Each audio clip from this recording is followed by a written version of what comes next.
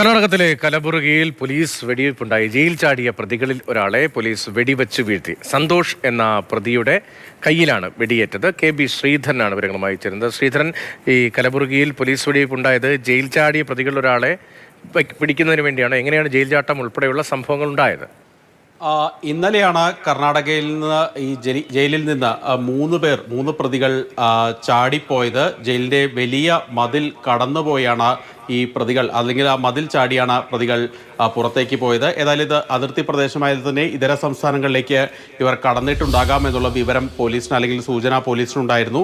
വ്യാപകമായ തിരച്ചിൽ നടത്തുന്നതിനിടെയാണ് പോലീസും ഈ പ്രതികൾ ജയിൽ ചാടിയ പ്രതിയുമായിട്ട് ഒരു ഏറ്റുമുട്ടലിലേക്ക് പോയത്.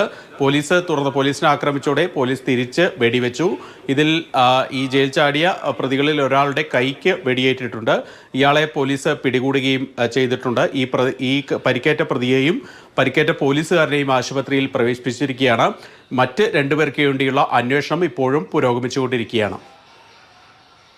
KB ശ്രീധരനാണ് വിവരങ്ങൾ നൽകിയത്.